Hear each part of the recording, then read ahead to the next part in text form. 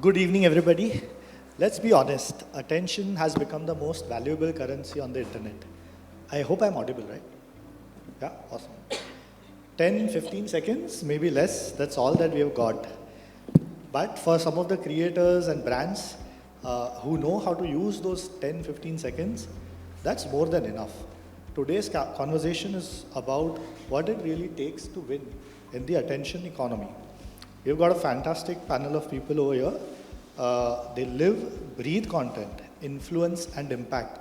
And they are going to help us unpack what's working, what's not, what's changing and what's next. Let's dive straight into the discussion. But introductions first.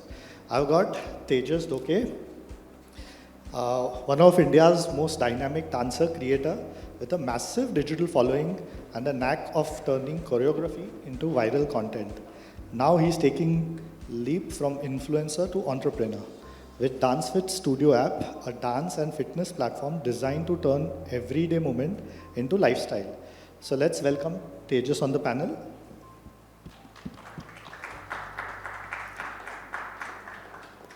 I have got Raktim Das, a powerhouse in Indian media with over 2 decades of leadership across giants like Zee, Network 18, India Today.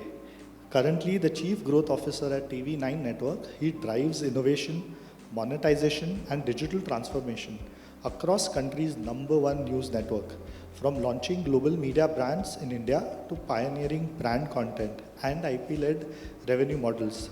Raktim's impact on media landscape has been both deep and disruptive. Welcome, Raktim. I've got Aditya Shetty, known to millions as Badshah. With his spot-on celebrity voiceovers, mimicry, he turns everyday scrolling into moments that truly grab our attention. From capturing the charm of Shah Rukh Khan to iconic swag of Salman Khan, to effortlessly voicing stars like Ranbir Kapoor and Hrithik Roshan. His creative twist on movie scenes have gone viral during dubbing clips, including dubbing clips that have crossed over 12 million views in a lot of cases. Aditya's work is not only entertains but also redefines the experience, how we familiarize the content. Please welcome Aditya. And I've got Aditi Randev. Aditi blends creativity with a sharp strategy. Aditi is the director at Niam Ventures, an investment banking and startup advisory firm where she helps early stage brands craft powerful narratives and market positioning. With experiences at places like Meta and Sony Music, she brings deep expertise in marketing and brand storytelling. And beyond that, she shares highly informative content on Instagram, breaking down branding, design, marketing hacks into insights that are practically, refreshingly easy to apply. Please welcome Aditi.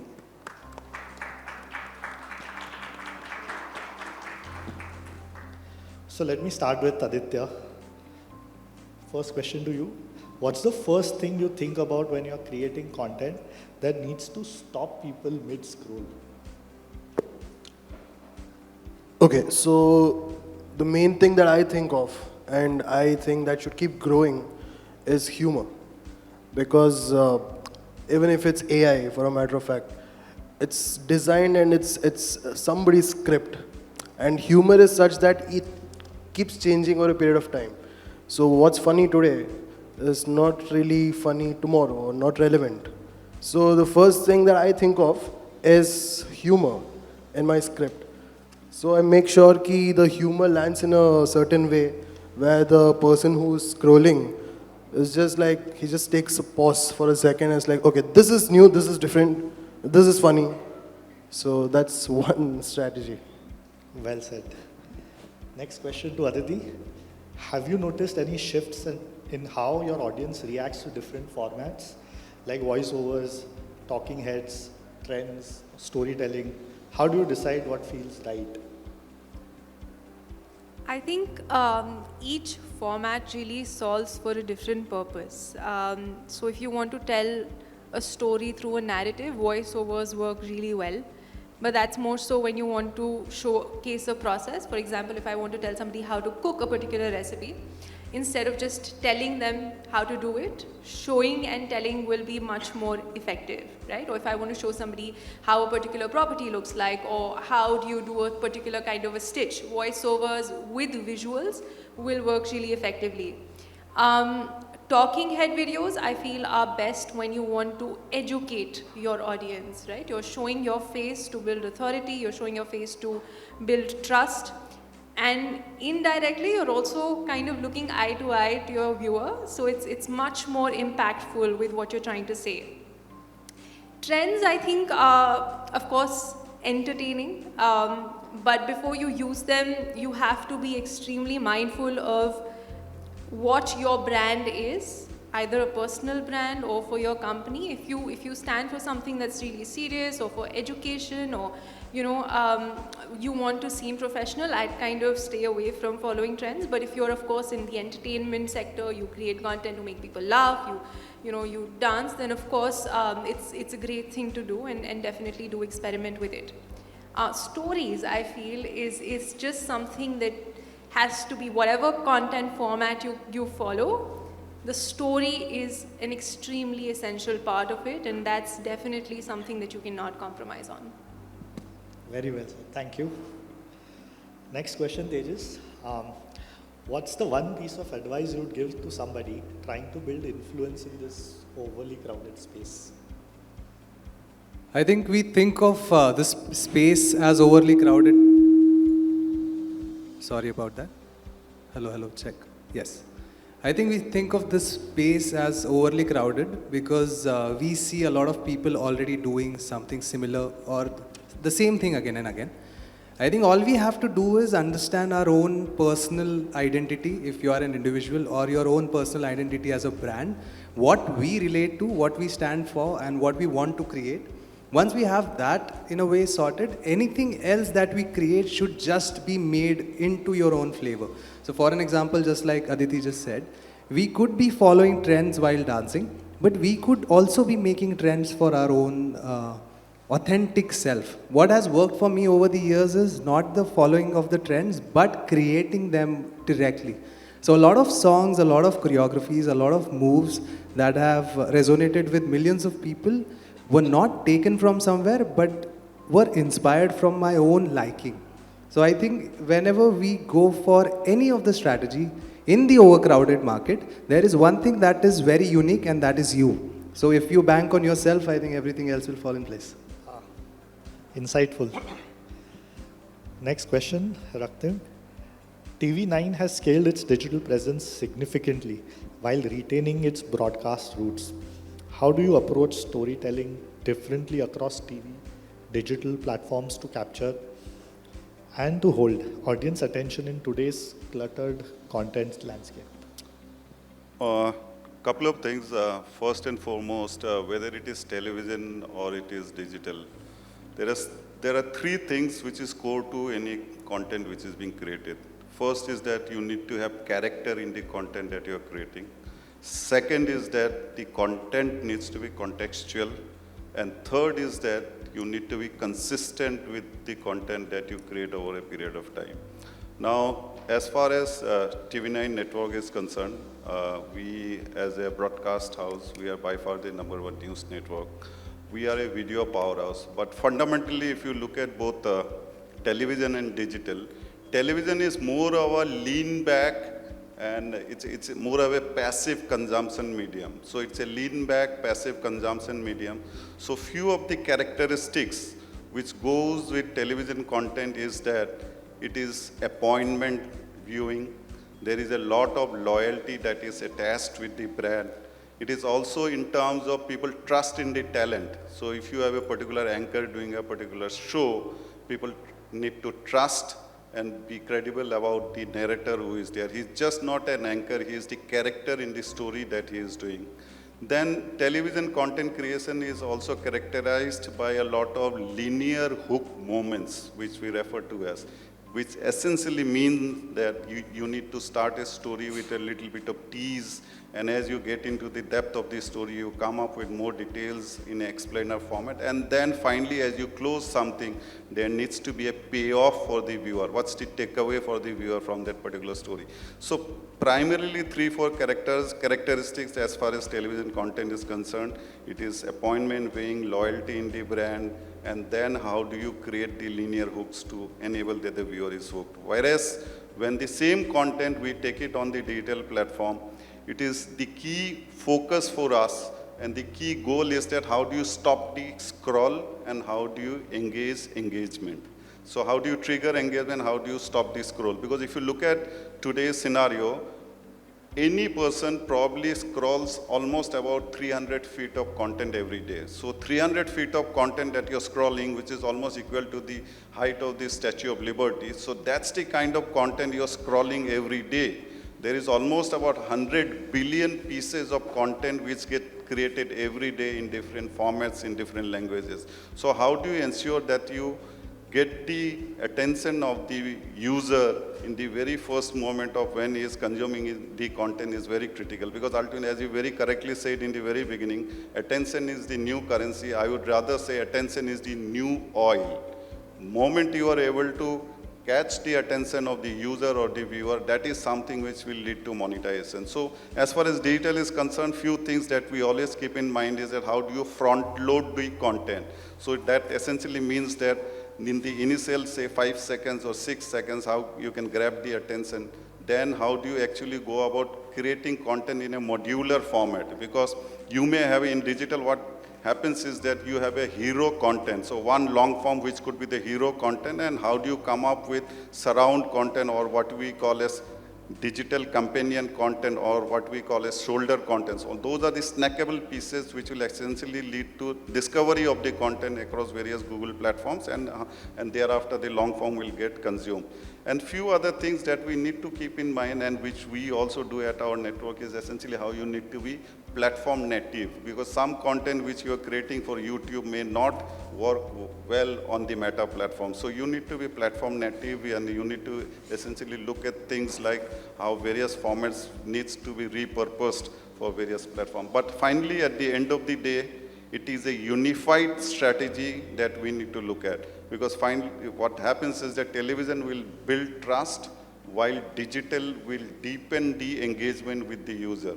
So that's the core of everything. Two things, what I said once in the beginning is that 3 things, which is character, consistency, and contextual. The content need to have these 3 C as an integral part of the overall content creation process. And if you have to look at a unified strategy for organizations like us, which is both television as well as digital, television will build the trust and or trigger a story, and digital will carry the conversation forward. Got it. Thank you. That is very insightful. Question to you, Aditya.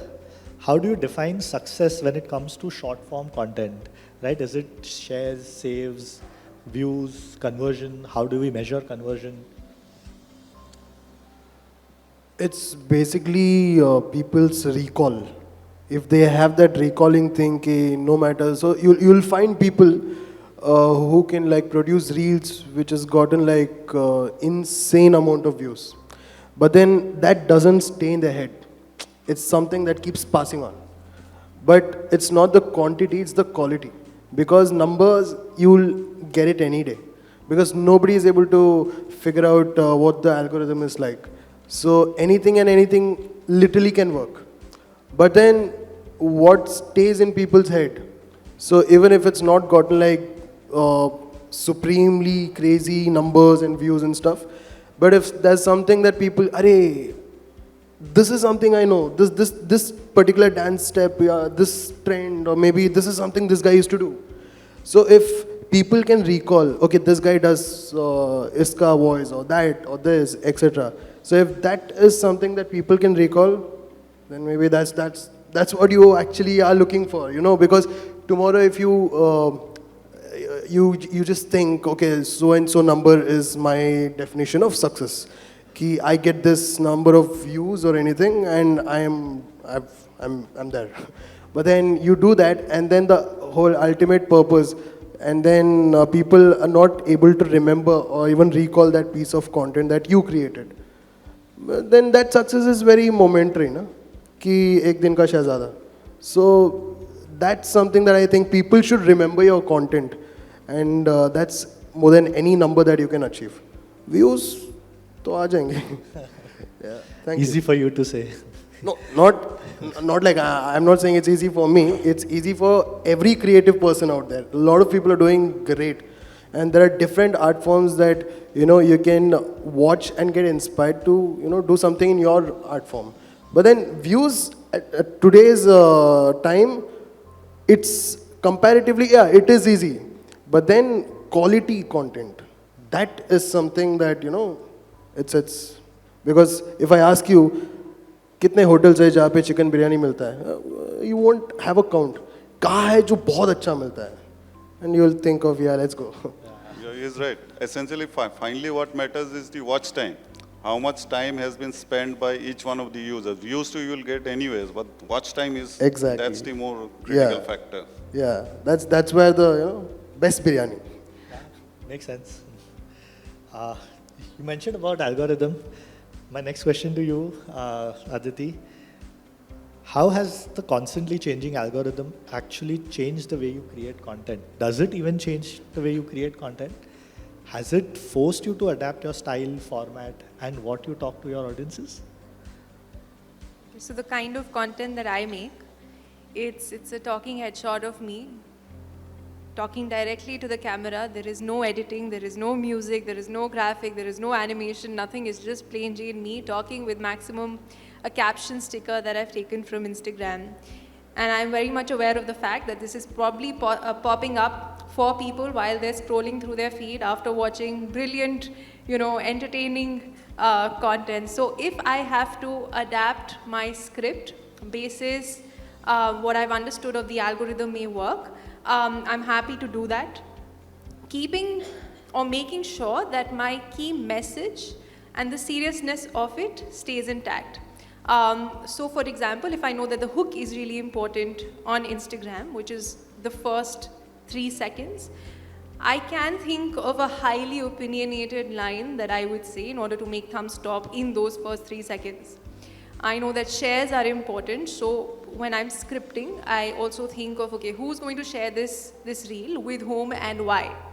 And when I have the answer for this, I go out and I post it on the feed. So these are a few things that you can keep in mind. On LinkedIn, a few months ago, I used to repurpose the content that I used to make on Instagram, post the same video until I realized that the algorithm is actually pushing text plus static, and the image works better if it's your own or if it's yours with your spouse or with your friend, just a personal touch to it. So these little changes I'm happy to do as long as my core message and the seriousness of it are intact. Thanks for that. Tejas, to you, you have worked a lot with brands. What separates the one who want to win attention from the ones who are chasing trends? A very deep question, I think. So in a way, before talking about brands, I'll talk about myself. There has been phases in the initial days of my content creation when I got the virality easily. And then there came a long time of 2.5 years when there was no virality at all.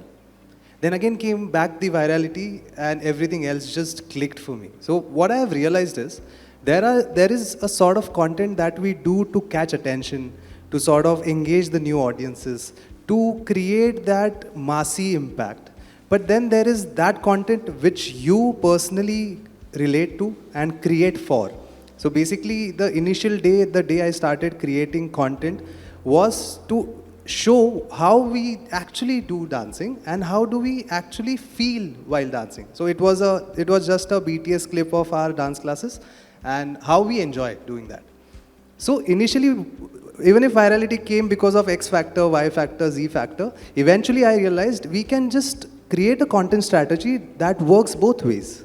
So we can create some strategy that clicks the audiences, which calls for hooks, which calls for retention, which calls for, in a way, relatability. And then we create content that resonates with you as a person. What it does is, it brings out the newer audiences while creating a sort of connection that stays. Very rightly said by Bacha, I think, because the retention value and the recall value will last longer. In a very short format of 1 minute, or even if it is 1 minute, most of the time it's 15 to 20 seconds, people are not going to connect with you. That connection factor will come when they will keep on watching something that you have created again and again, and then they connect for that why. Why do you do what you do? How do you do what you do? And how do you make it till there? And that, I think, if you take it from the individual creator and apply to a brand, if brand tells a story about why we want to create what we create, why are we creating this, and what is the ultimate aim that we are reaching towards. I think for us to teach dancing through our platform is to make everybody fit through dancing and make their lives happier through dancing. If we just put out that why out there and create content around it, everything else just clicks up. Everything apart from ads is this only. I think we just have to give, and then ask. I think that's it for me. That is a very creative answer. To Raktim, with short video driving engagement and news consumption habits shifting, how is TV9 using data and AI to personalize content delivery and stay ahead in this attention economy? So just like he just spoke about, getting the user back is one of the key aspects in the entire digital ecosystem. So how do you get a returning user? That's very critical. So that is where you need to clearly establish what you stand for as a brand. So that's the first and foremost in terms of saying that this is what I am and this is what I stand for. Second, coming to your question in terms of how do you leverage technology. So if you look at from our perspective, we are a media organization. We create a lot of content across multiple languages, and primarily these are content which are the television news content. So from a technology perspective, especially in the digital ecosystem, what you need to do is that you need to have speed and agility. So this is where technology comes in. So you have a long form content which is available to you. How can you cut it into small pieces, which could be in a vertical format or it could be in a horizontal format for the VOD content? That is where technology is leveraged in terms of enabling speed and agility in how the content is being dished out in various formats, in various platforms. That's one thing.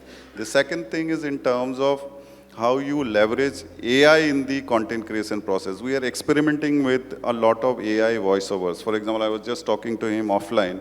So we just spoke about how today AI can create a voiceover so nicely even a Marathi language. So we have seen this happening in English, we have seen this happening in Hindi, but then it's also now happening across a lot of Indian languages. So the machine have started learning Indian languages so very well that you could start using the AI voiceover even for doing say custom content for various brands. So that's the second aspect in terms of leveraging technology to create content, which enables us once again to deliver content in a way which is agile and which is also available to the user at a time when he wants it.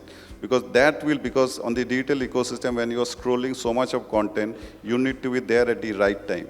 And the last is that in terms of understanding the user. So that is where the analytics part comes in, because you need to understand what is the need of a particular user if you want him to come back again to him.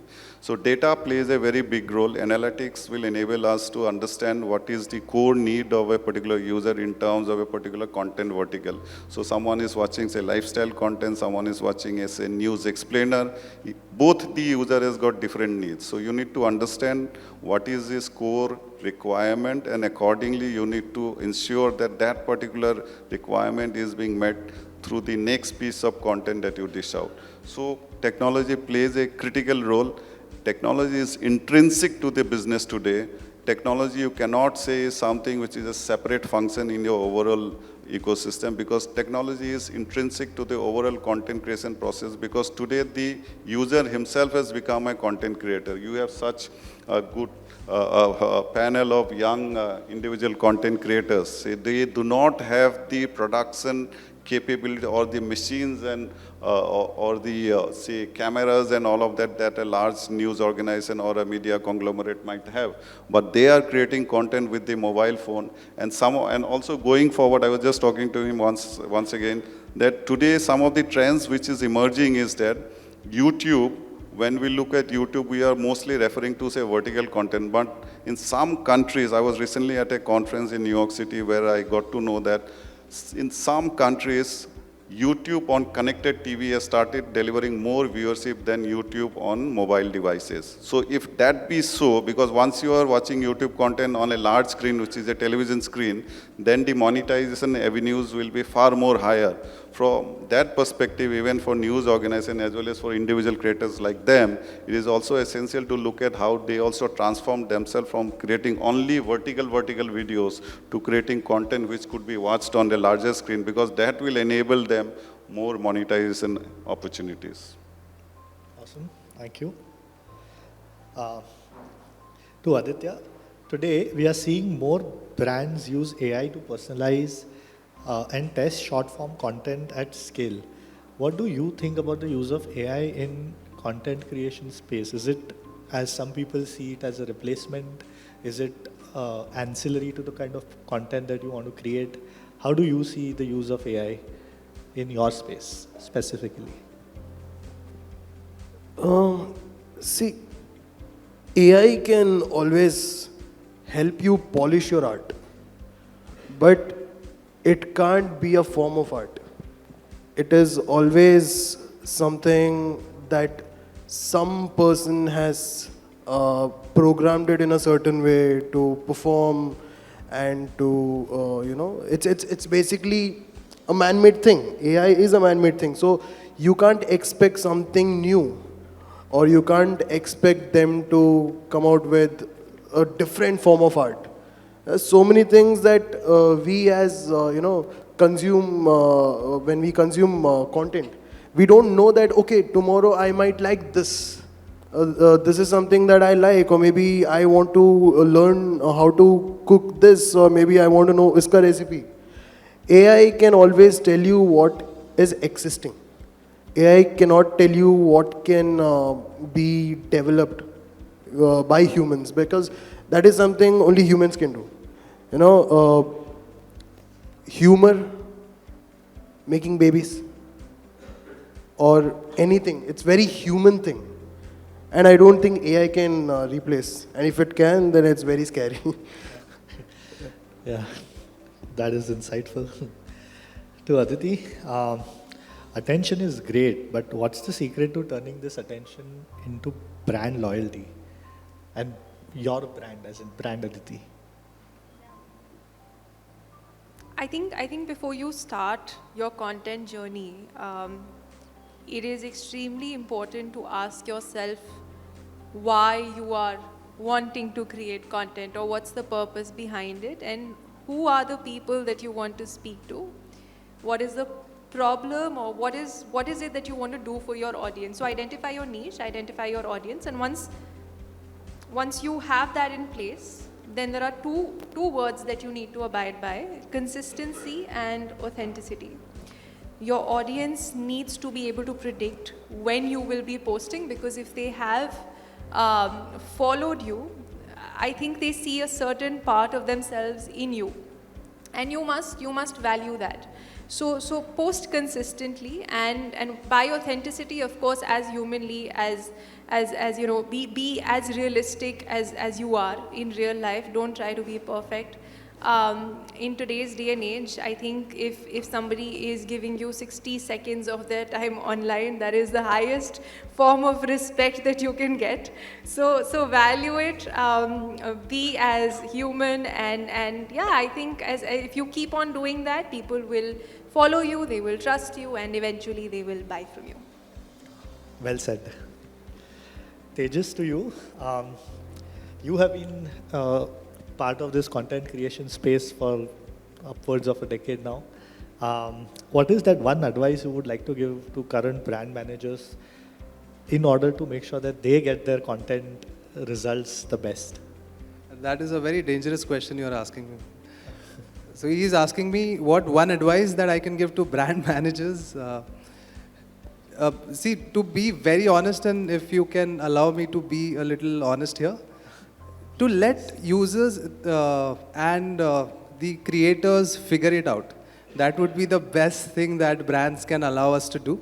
Very honestly, when we do any brand, any integration, including today morning, what happens is we get the brief, we get the very minute nuances also, what to do, where to do, how to do.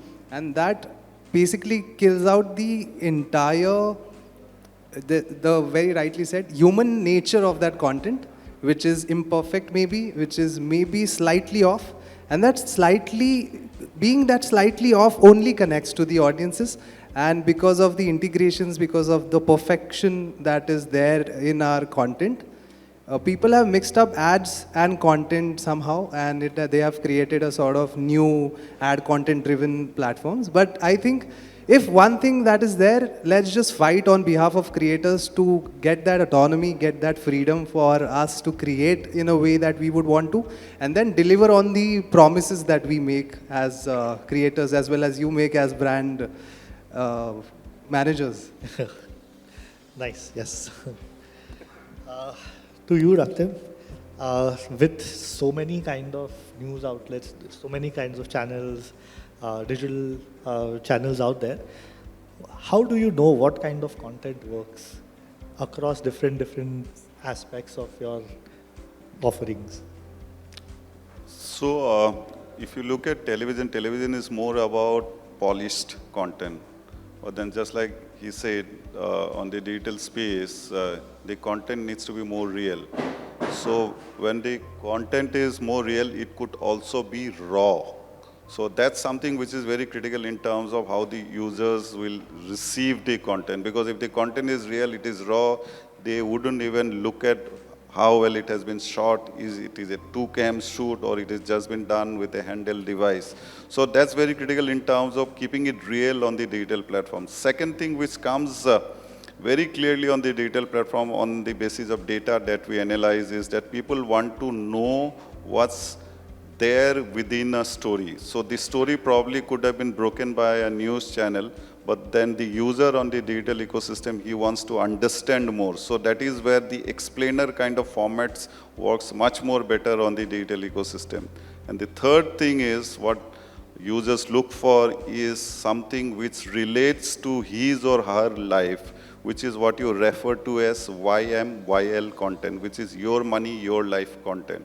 So if there is content which is available, which enables you to live a better life in terms of health, in terms of fitness, in terms of beauty, in terms of wellness, in terms of where you want to travel, or if it is content which is enabling you to understand how you could earn more.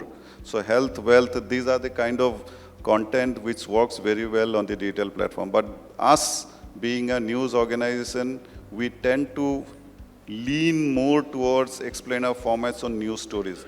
But increasingly, we are seeing more and more of news brands getting into content which relates to the life of the user, which is what I said, YMYL content, which enables and empowers that particular user to live a better life. So there are multiple formats coming in, but then there are also formats and content genres which relate to the different time of the day, which is where you need to understand that in the morning, what is that kind of content that you should be putting out? And in the evening, what is the kind of content, and throughout the day? Because there is so much of scroll happening over there, so much of content being available, and there is so much of algorithm which has come into play. You need to understand that if there is a demand for a particular content at a particular point in time, are you supplying that content? Finally, it's a demand and supply game. If there isn't demand in the ecosystem, in the Google ecosystem, the algorithm will not recommend or not ensure that your content surfaces, because that's also very critical. Timing in which the content is being dished out to the user, that's very critical. So broadly, these are the key areas wherein news brands like us focus to ensure that we remain digitally relevant. Thank you, Raktim, and thanks to the entire panel. This panel has made one thing clear. Attention isn't about luck. It's about clarity, consistency, and creativity. Whether you are building a brand or growing an audience, you are not just fighting for views, you are earning trust, second by second. Thanks a lot, our panelists, for all your insights. Thank you.